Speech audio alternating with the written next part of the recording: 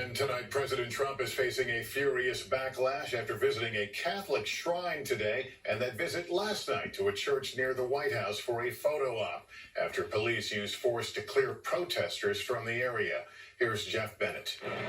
President Trump sparking sharp criticism from top religious leaders for the second time in 2 days, with the Washington Archbishop slamming the president's visit today to a Catholic shrine. I find it baffling and reprehensible that any Catholic facility would allow itself to be so egregiously misused and manipulated. It follows fresh fallout over the government's decision Monday night to use physical force and flashbangs to disperse peaceful protesters from in front of the White House, clearing the way for the president and his top advisors to walk across Lafayette Square to the historic St. John's Episcopal Church, where a fire was set during demonstrations. President Trump posing for pictures, holding up a Bible without explanation.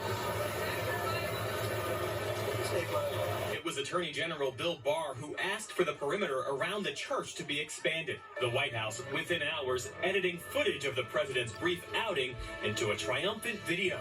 The Episcopal Bishop of D.C. blasting the president, saying she never gave him permission to be there. He didn't come to church to pray. He didn't come to church to offer condolences to those who were grieving. He didn't come to commit to healing our nation. A group of pastors today echoing the bishop.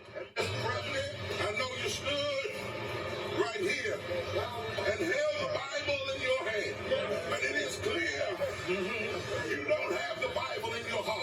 Sources tell NBC News the president's decision to visit that church was fueled in part by frustration over news reports that the Secret Service ushered him to a bunker during Friday night's protest.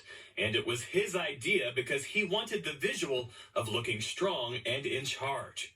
Meantime, Joe Biden offering a stark contrast to the president today in Philadelphia. The country is crying out for leadership. Leadership that can recognize pain and deep grief of communities that have had a knee on their neck for a long time.